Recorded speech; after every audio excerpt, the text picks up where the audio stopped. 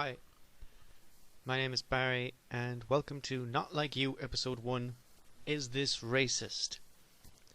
This is my first podcast, which I've recently been informed is basically a radio show with no schedule, or network, or radio, or show, I guess. I don't know. I've been told I should do one of these things. I mean, people tell me this. Not in a subtle way either. You should do a podcast, Barry, you're very funny. Yeah, I know, I'm hilarious. But as Chris D'Elia keeps saying, a funny person does not a comedian make. He doesn't say it like that. He says it, funny. I write comedy. That's what I do. My main thing is to try and make you laugh or smile or feel happier about something. I don't know.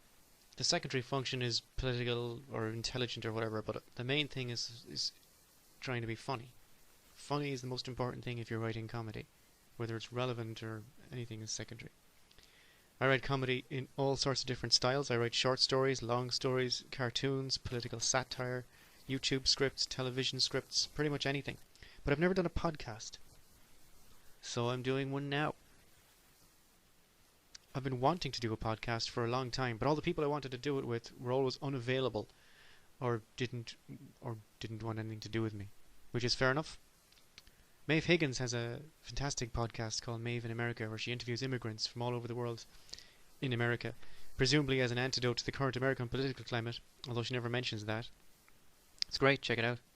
Joe Rogan and Norm Macdonald have fantastic podcasts where they invite comedians on and they just sort of chat about nothing for an hour, and that works too. Joe Rogan has some podcasts that go on for hours and hours, and they're fine, they work. But what actually convinced me to try doing one of these was Chris D'Elia's Congratulations, which he does every week on his YouTube page. It's just him on his own talking about what he did during the week and one or two stupid people he met on the way. And he gets to do that because he's a professional comedian and he's very funny. So I said, screw it, I'll do it on my own. Ideally I'd have a straight guy to bounce off, but today the straight man is you lucky people. I'm not professional comedian level, so I'll have to rely on a superficial structure based around some sort of theme. I've made a basic plan for 4 podcasts lasting about a half an hour each. So if I get no hits or interest after that, it'll save me some work, to be honest. You know what? I'll probably keep doing them anyway, because that's how I roll. No interest, keep going. That's the rule.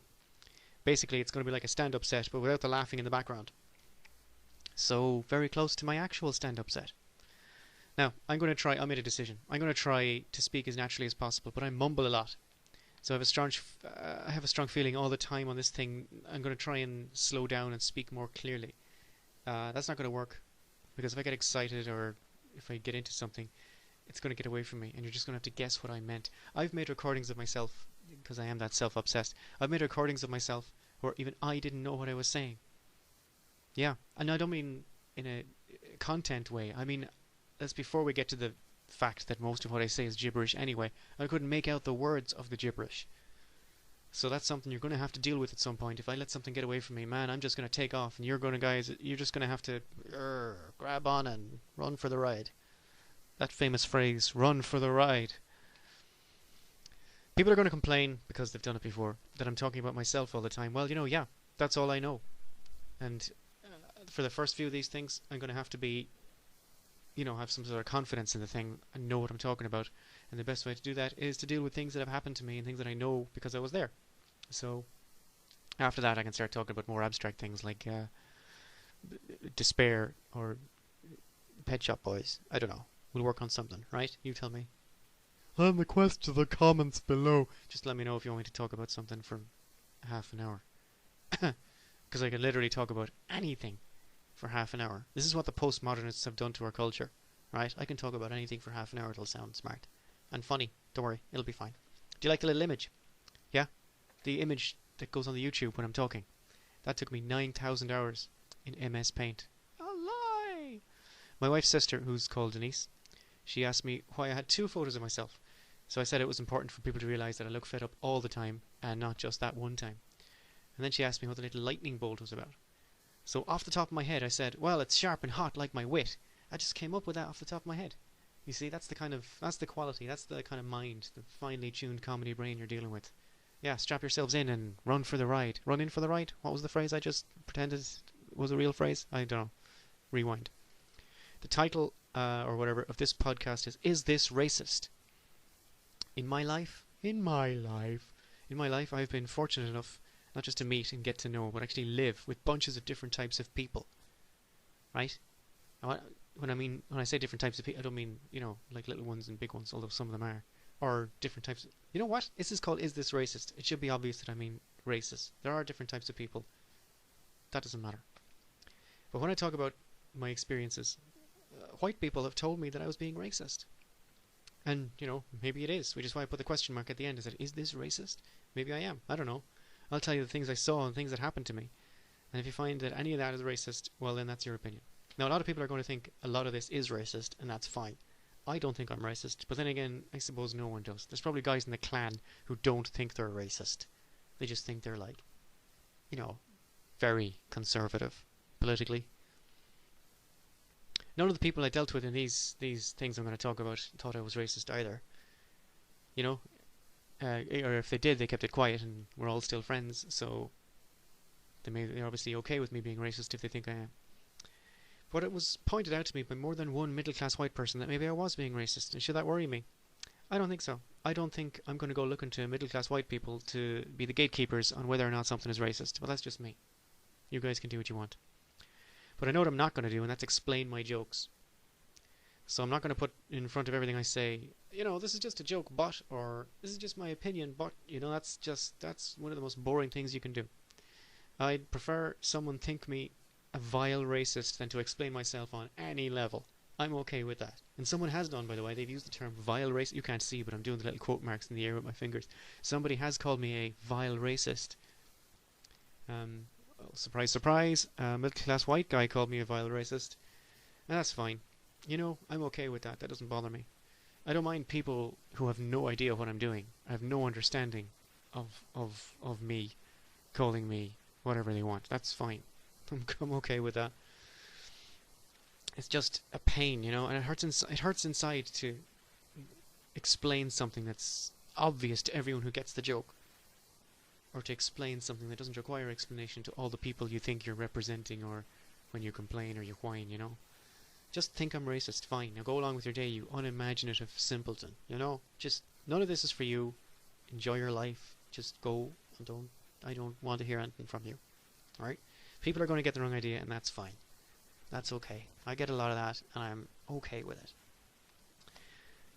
Also, before we kick off, I had to move a few things around. And what I mean by that is,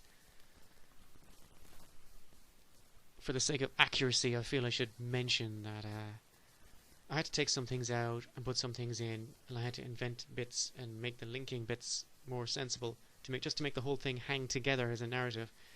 Because the truth is very, very strange, and the truth has absolutely no respect for narrative. I mean, in True Land, everything just falls out, and there's not much in the way of... So, in order to impose a narrative on the thing to make it relatable as a story, not that you would relate to it, but that I could tell the thing, I had to change a few things around, and I changed a few names in a few places just to protect the poor innocent bastards whose greatest crime was associating with me. But the basic thrust of these, like all these things actually happened to me.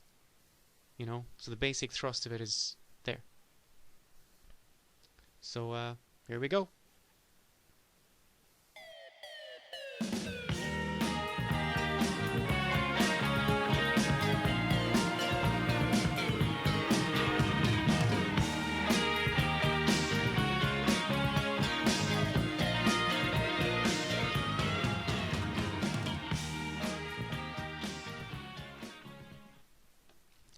I moved to California from Ireland in 2007.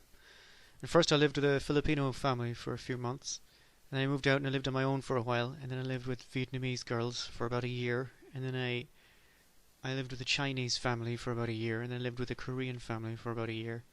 So I guess I did a Southeast Asia tour, I don't know. That's just how it worked out. I didn't look for any of that, it just sort of happened. And then I came back to Ireland in 2013. So I'm going to talk about all these different people and my experience of them, and maybe their experience of me. Maybe we'll learn something, but I doubt it. I've heard people say things like it's racist to ask Asian people what kind of Asian they are. Hey, what kind of Asian are you? How is that racist? Like, what if you actually want to know? Like, I'm familiar with Vietnamese people and Koreans, but I'm not really that familiar with Cambodians or Japanese people. So I like to know if we have some areas of commonality we can use as the basis for discussions and so on. Is that racist? I've seen Asian people ask other Asian people what kind of Asian they were, presumably for the same reason. And I don't think that's racist. The guys speak a bit of Tagalog, which is what the Filipinos speak. And I have little bits of other languages. I don't have any, for whatever Cambodians speak. I don't have any Japanese. I can't ask, hey buddy, are you Japanese? I don't know, if I said, what kind of Asian are you? Sure, that's better than saying, are you Japanese? No? That's still racist? Maybe some white people will ask that question with a bad intention, trying to put all these Asians in the one box or something. As a judgmental thing. It's like, what kind of Asian are you? Because all Asians are the same. But then you wouldn't need to know what kind of... Oh, I don't know. I mean, it's possible you could use that question in a hateful way. But until you know that's what I'm doing, don't call me racist. Anyway. I lived with a Filipino family for a while. And this has nothing to do with racism, but I lived in a place called Lake Elsinore, which is about halfway between Los Angeles and San Diego, right in the middle of the rocky desert. You'd expect desert to have rolling sand dunes. That's not the way it is in California. In California, the deserts are full of dirt and rocks and sunshine as far as the eye can see. All over the horizon, just dirt and rocks and little scrubby things that threaten to be trees and turn out to be just tree-shaped rocks. So I lived in Lake Elsinore. And I was telling someone in Los Angeles where I was staying, and I said, in Lake Elsinore, and she said, what? And I said, Elsinore, like in Hamlet. And she said, what's Hamlet? Yeah. She said, what's Hamlet? I couldn't talk or move for about 1.5 minutes, which is a long-ass time when there's an American girl standing there looking at you. Now, I get not reading Hamlet. That's fine. And I get maybe not knowing much about Hamlet, but never having heard of it. What are they teaching people over there? What's Hamlet? Holy hand grenade. Anyway, I was living with a Filipino family in Lake Elsinore. The thing you should know is, first of all, Filipinos are lovely people. They're just family-oriented, warm, friendly, lovely people. I have never met a single Filipino that I would say, wow, you're a horrible person. Now maybe they don't export the horrible ones. I don't know how it works, but in California, all the Filipinos are lovely. And over here too, by the way, in Clonmel, where I live now. I've never met a Filipino where I'd say, well, that person's not worth much. So,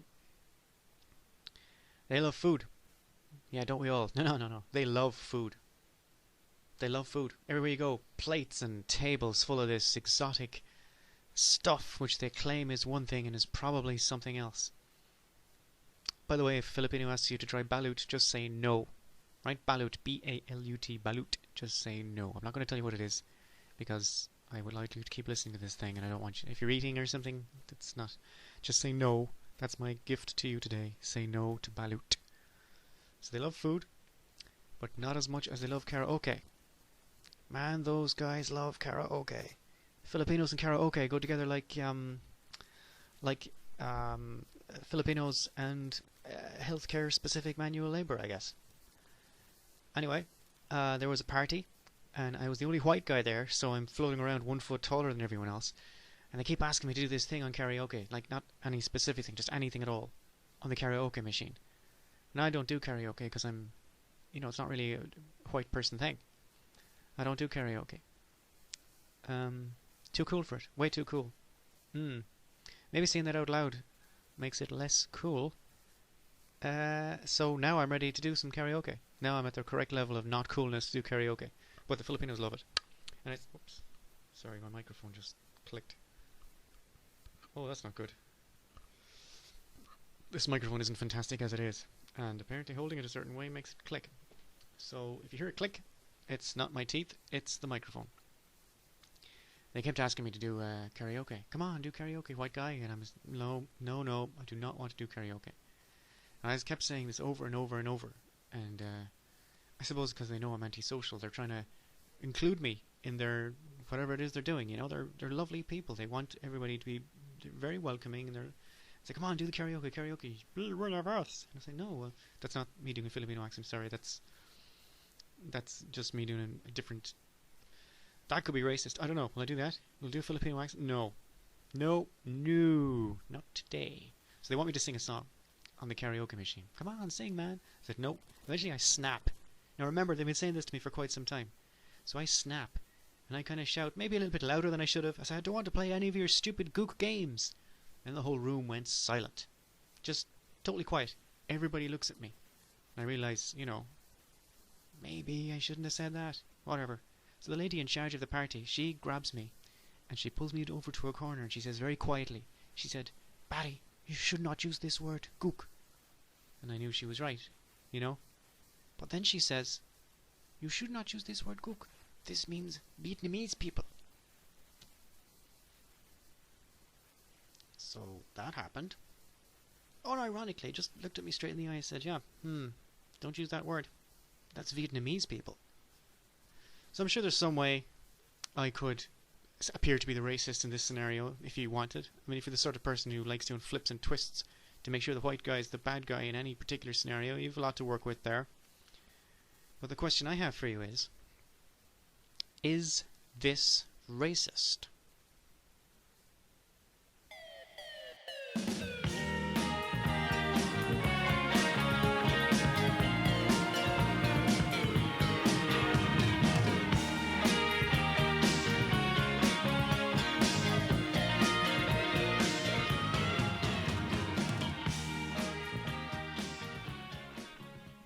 I like to hit new people with my best material, by which I mean my most offensive stuff, which is often where the funny lives.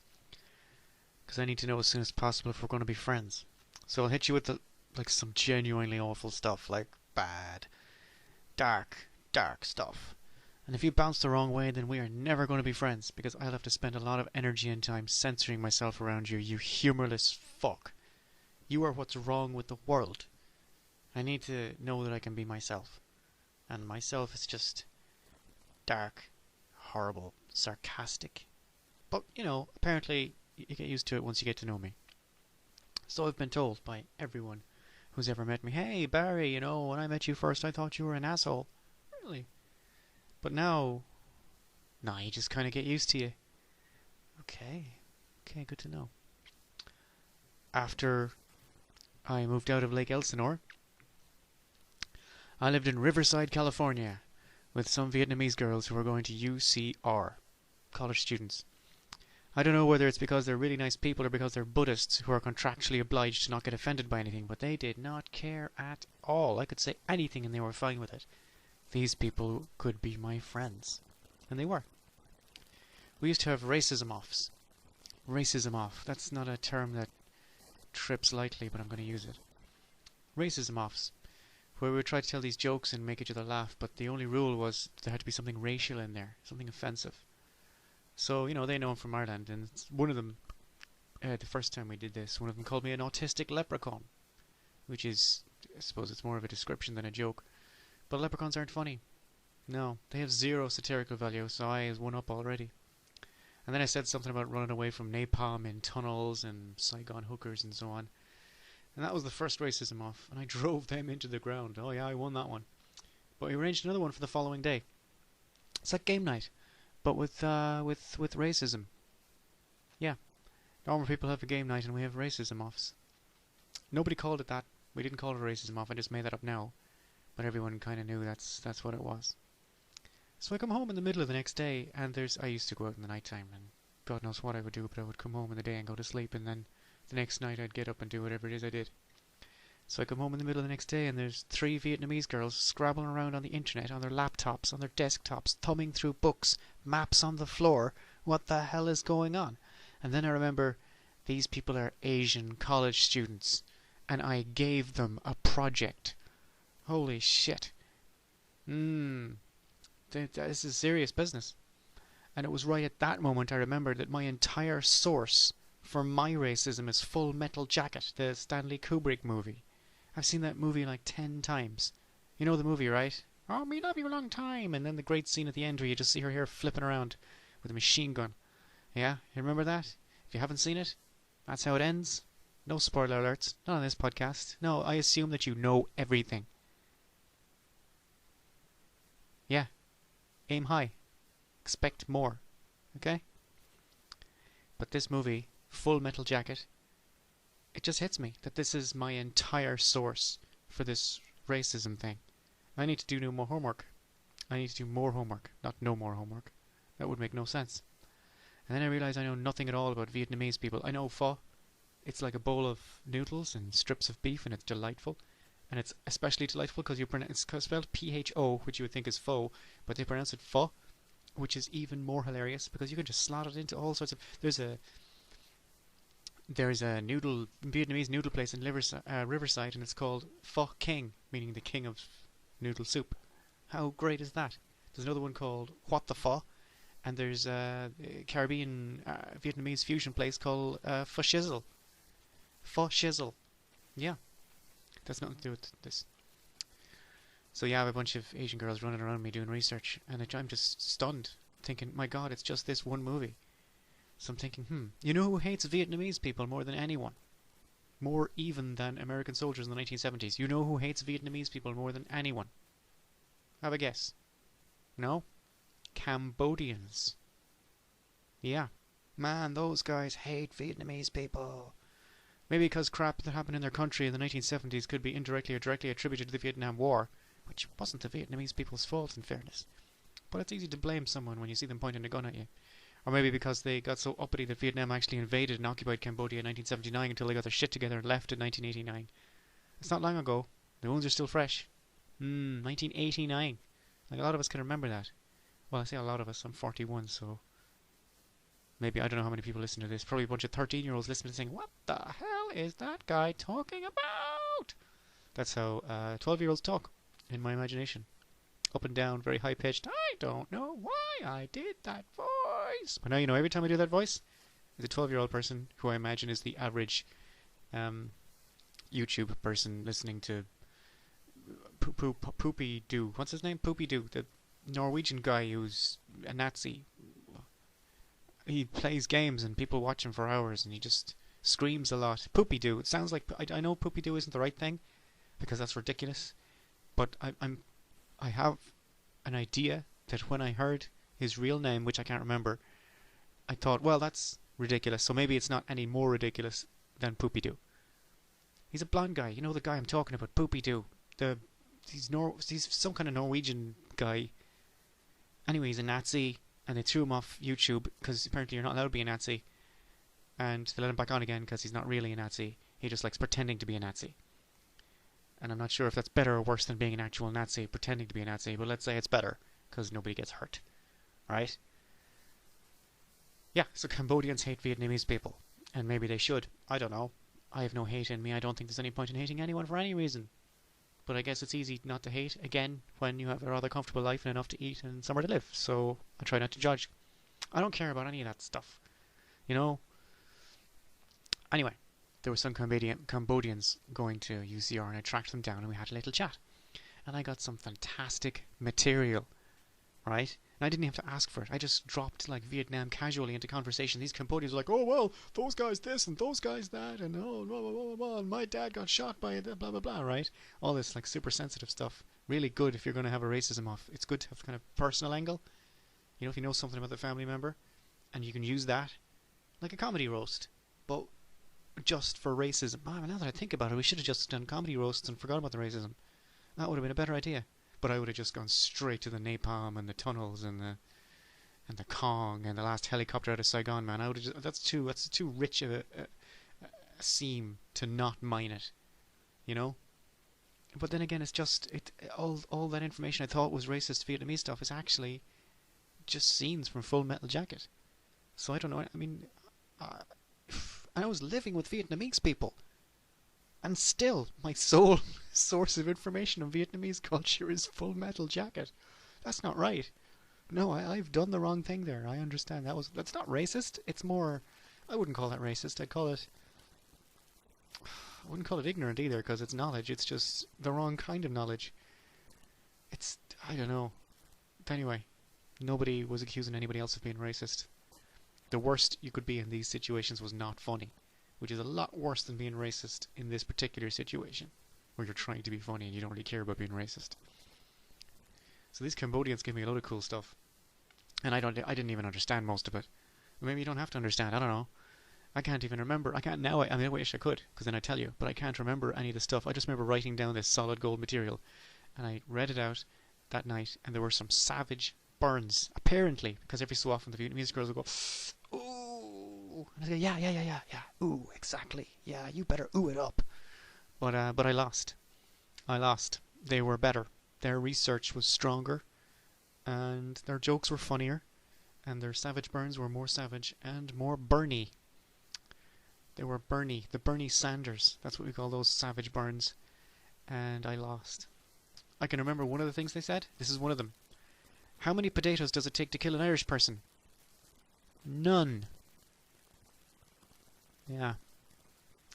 Well, the question I have is this racist?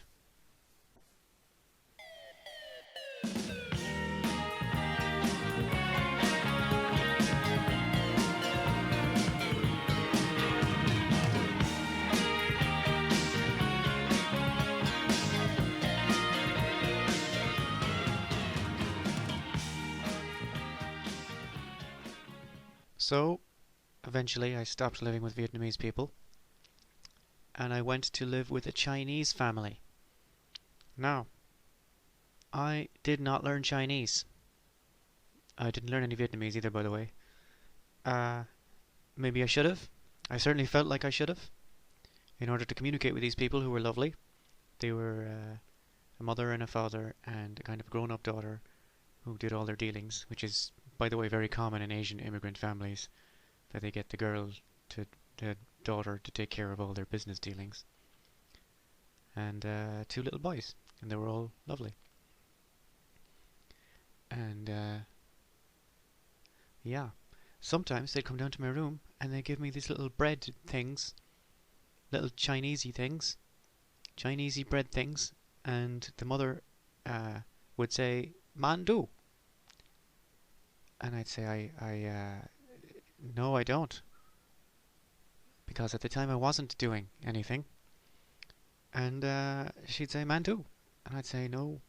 I mean, I will take your bread." It was bread with, it had this little kind of mung bean kind of thing in it, but like sweet, like sugary, but they didn't have any sugar, so it was something in the bean that was making it sweet, like a natural kind of a sweetness or something. I don't know, I'm saying mung bean, like I know what mung beans are.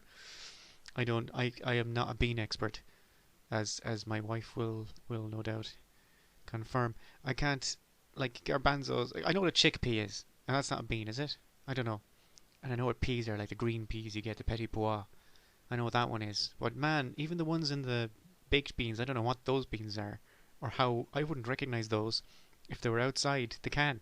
I mean, I would if they were outside the can. I mean, if they were not in that environment, which is where we have nitrogen and oxygen. Beans have tomato sauce, and a very peculiar kind of tomato sauce too. And a runny orange tomato sauce, not like the tomato sauce you're used to. That's how they pack these beans. But if I saw those beans outside grown in a field somewhere, I wouldn't know they're the same things. How would I know? I don't know. I'm not. Ask my wife about that. Yeah. So I'm going to call them mung beans, even if it's incorrect. And she said, "Man do," and I said, "No, man not do. Man don't do. Man no do." Oh yeah. Here's the thing.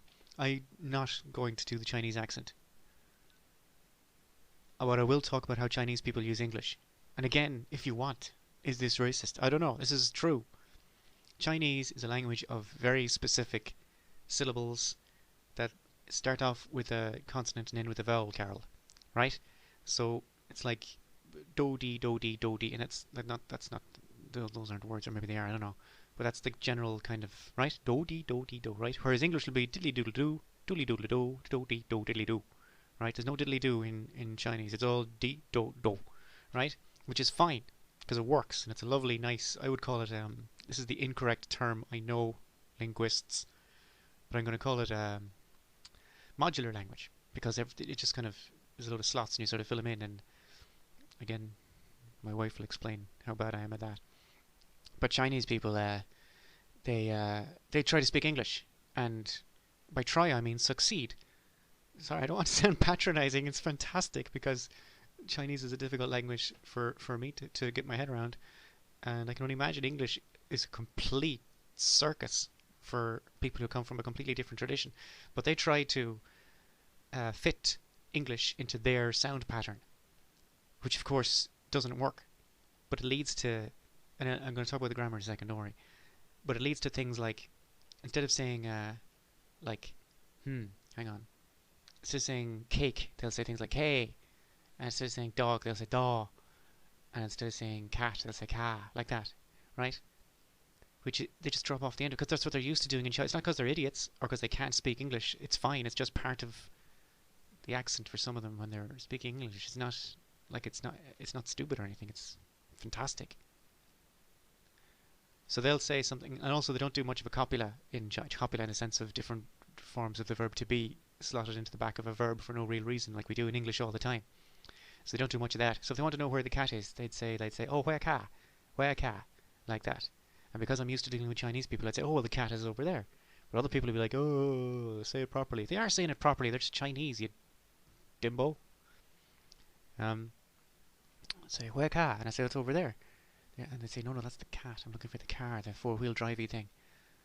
Yeah, you know what? Sometimes it doesn't work. But basically, it's okay. Once you know what they're doing, once you know that they're trying to slot it into. Also, the grammar, sometimes, they will say things like me, no, happy, about. This is like really starting level English learners in Chinese, because they just slot it immediately into their, like we do. When English speakers learn different languages, their natural instinct is to try and translate across by the word, or slot it into their own grammar structure, or slot it into their own sound structure, and sometimes that just doesn't work.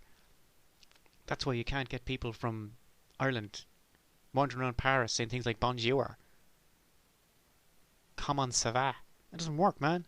That sounds barbarous to French people. You have to do the nasal thing that the French people like. You know? Just do it. Oh, it's embarrassing. Just do it, man. Come on. Live your life. Don't just sit in the back of let someone else drive you around your own life, asking for directions. Where do you want to go? Oh, take me to the 7th arrondissement. You know? I'm sorry, I do not speak much English. You must narrow down your... Yeah, dude, your English is perfect. What are you talking about? If you have enough to tell me that your English isn't perfect, you have enough English to understand that I need you to take me to the 7th arrondissement, alright? What I'm saying is don't go to Paris if you want to go to France and you don't speak perfect flipping French. Man, those guys go mental. They are not nice people. Go to a lovely southern place like Bordeaux, or where we went. We went to Carcassonne. Lovely place. Full of lovely people who, if you screw up your French, they'll be like, well, what you've done there is you've used the wrong part of the verb, and here's the right part of the verb. Enjoy the rest of your day. Well, thank you, sir. Thank you very much. That's all I needed. So Chinese people, they're great. I was not expecting them to be so, what would you call it? Open and friendly. I don't know why. I had this idea that Chinese people are reserved, you know? Or maybe, maybe they are and these people weren't, or maybe they're not and these people are perfect specimen copies of Chinese people. I don't know. I suppose that was racist. Having any kind of preconceived notions is textbook racism, so believing that these people would be reserved is, of course, yes, racist. So every so often they'd give me little sweet bread cakes, and they'd say, man do, and I'd say, no, man not do. So I felt I should try and learn some Chinese, and I asked them where they were from, and they said, like the middle of China, where they speak Mandarin. So that's alright. So there's no point in... I learned this at a very early age, that if you learn Cantonese and you want to speak to Mandarin people, they're like, they have to speak also another language that they don't speak. So the idea of learning a language so you can communicate with someone, hopefully, is that you're communicating in their language, although I realise, like, English often is the lingua franca. But the central idea would be that you could talk to Chinese people. So I got a BBC course on Chinese, and the first thing they say is, I don't speak Chinese. Right? That should be the first bloody thing they teach everybody in every language. I do not speak this language. Right? So, I don't speak Chinese in Chinese is wo bo hui shua po tong hua. Right? Wo bo hui shua po tong hua. And you don't say it like that, obviously. You go up on some of the vowels and down on some of the other ones, but I'm screwed if I can remember which one, so I'm just saying it flat, and that's not how you do it, obviously. And by the way, in Chinese, as in Vietnamese, making your vowels go up or down does change the meaning of the word. So I realise, unless you're doing the vowels properly, this could mean my cow is late for breakfast. Like, literally, it could mean anything, because I'm not doing it correctly. But these are, if it was an English sentence, it would be wo bo hui shua po tong hua, right? which means me, no, can speak our language. Well, our language in the sense of Chinese. Our language is just what they say for Chinese. Obviously, if I was saying it, it would because my language is English. But when you say that, it's kind of understood that they mean Chinese. Wo is I think wo is me, bo is no, hui zhua is can speak, and then po tong hua is our language. I think that's how it works. Do not screw me to the wall over this, because I don't know. That's the basic run of it. So that was one sentence I learned of Chinese, was I don't speak Chinese, right? So I thought I'd have a little fun with it. And I found the girl, the daughter. She was about 23 or something. She wasn't like a little girl. The two boys were little boys, but the girl was kind of grown up. And I said,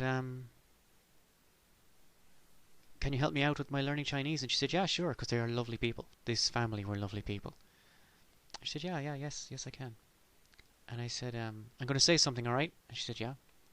I said it because I just memorized it from listening to the tape, so I got all the letter ups and downs correct.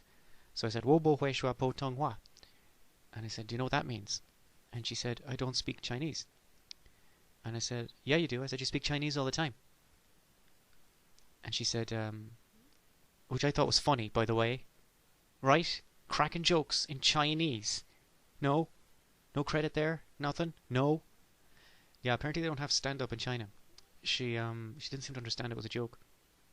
She said, no, she said, what do you mean? It means I don't speak Chinese. I said, yeah, I know, I'm joking. It's a joke, right? Nothing. Blank. Like, I don't want to say inscrutable, but let's call it that. So I said, I was kidding because I wanted you to say that you don't speak Chinese, and you are Chinese, so you obviously do. It's ironic. It's a joke. It's irony. And then I said, do you know? Because sometimes I get kind of annoyed, you know. And I said, do you not have irony in China?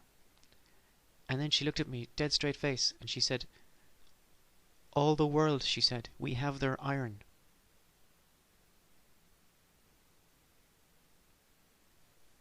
And what I need to know is this racist?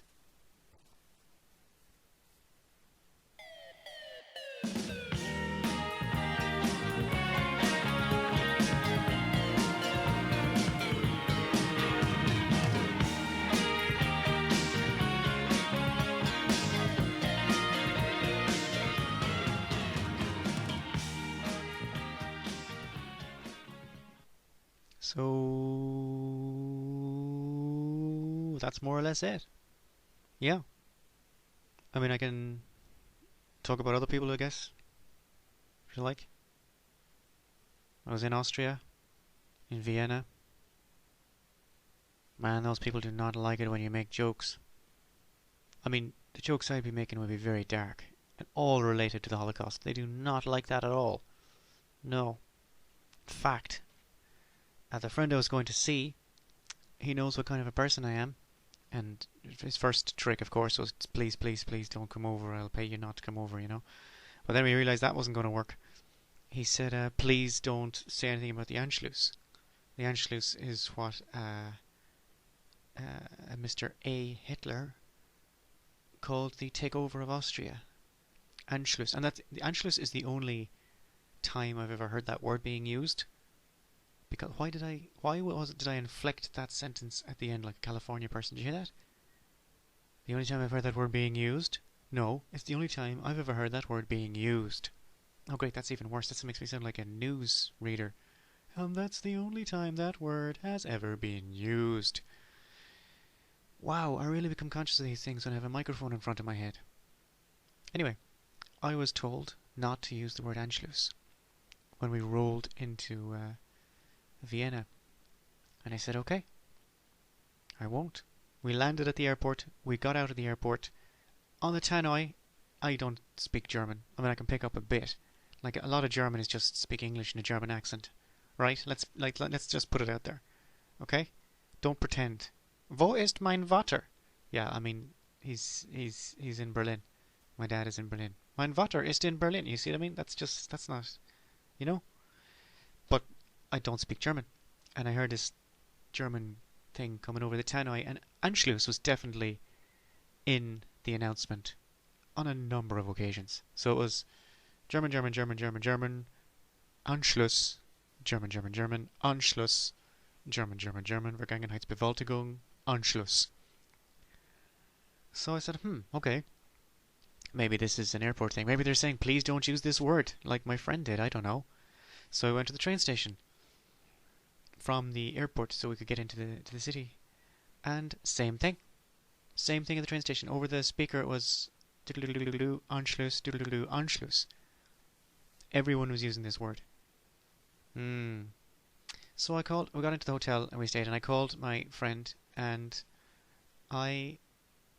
he worked at the university. And I called his number, and I must have gone through some sort of operating system, I don't know.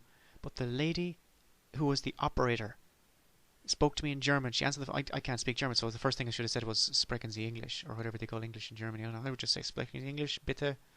Ich habe nicht eine deutsche Languagen. So sorry. What's the German for sorry?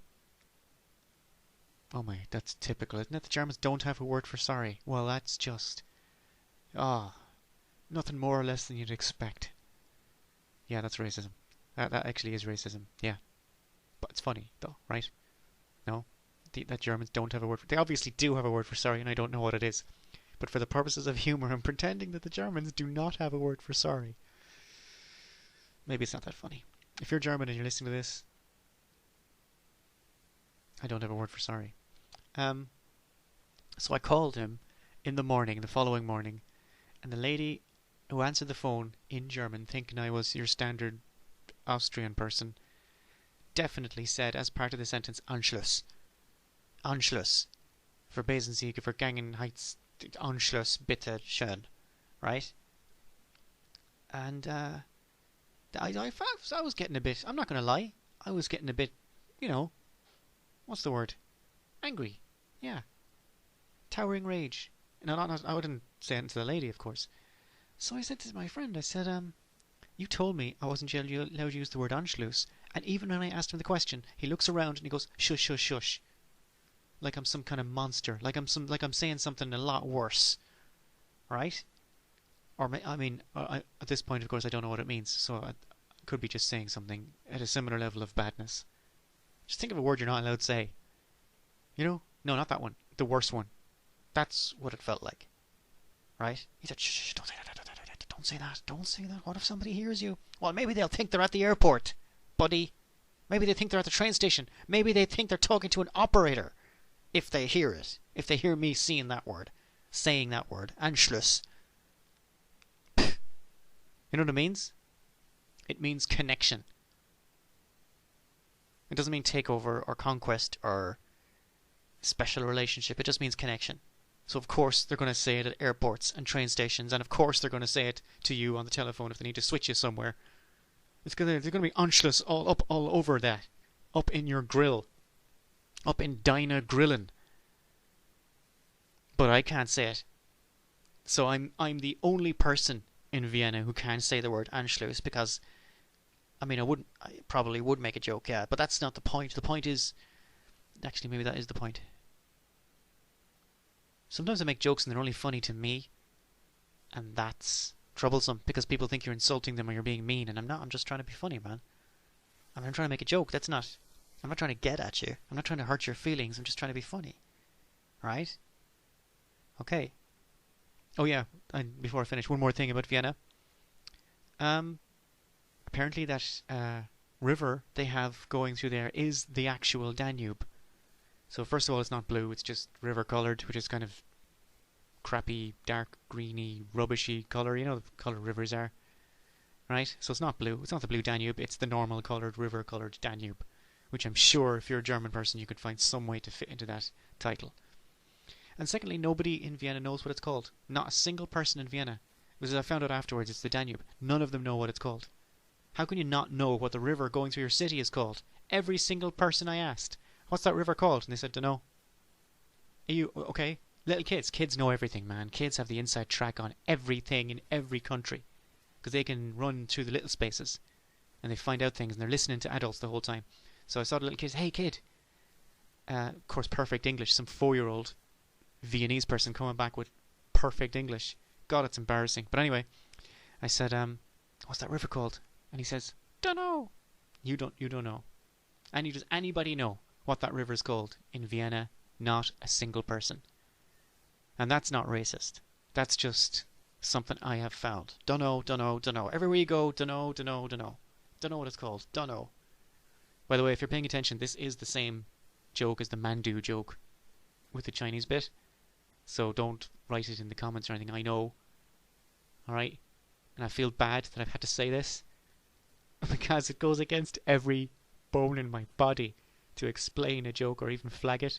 But yeah, nobody in Vienna knows what that river is called. And we just pretend like I never said that it's the same as the Mandu joke. Okay? Just pretend like I never said it was a joke, please. But I don't want a legion of people writing down in the legion. God. I'm optimistic about what is my first podcast, aren't I? A legion of people complaining. That would be like heaven to me. Anyway.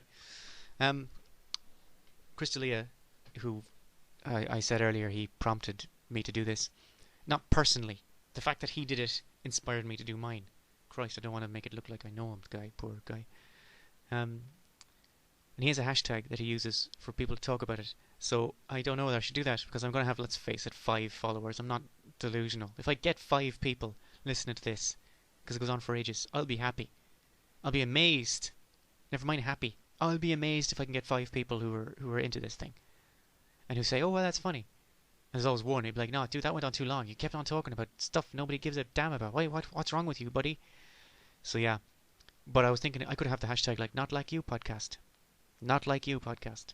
It has to be like that because if you just say not like you, you're going to get a bunch of stuff about people who are not like you. Doing all sorts of things that are unlike you. And that's not what I want. I want to just get straight through to people who want to talk to you about my podcast on Twitter. Although what's preventing them from just leaving a comment under this one on the YouTube, I do not know. So I don't know. Maybe I'll forget about the Not Like You podcast hashtag. Hashtag Not Like You podcast. I'll be the only one using it. And I'm okay with that. Because I'm the only one listening to it. And I'm the only one reading all my posts, and that's okay. I'm fine with that. But you should tell me if you want me to talk about something you think I should mention in a future podcast. I have a few of them like done out already. The next one will be about me being old.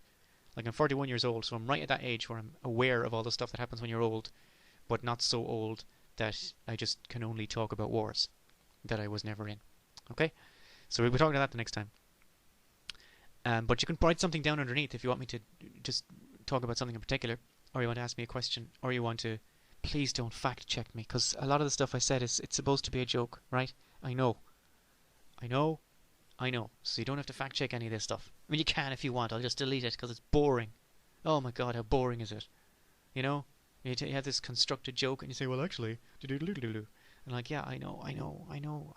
Thank you for fact checking my joke. Now it is funnier. No. Do it if you want. Say whatever you like, but don't. But don't. Okay? If you like the podcast, please tell your friends. I mean, I don't have any friends, so I can't tell anybody. I'm relying on you, if you have friends. I'm relying on you to tell your friends, wow, check this guy out. He thinks he's funny, but he's just crazy. I mean, it's just, none of it makes any sense, and he goes on and on. Don't put it like that. Phrase it a different way. Ask Chris D'Elia. He can say things funny. I'm not good at that. Or you know what?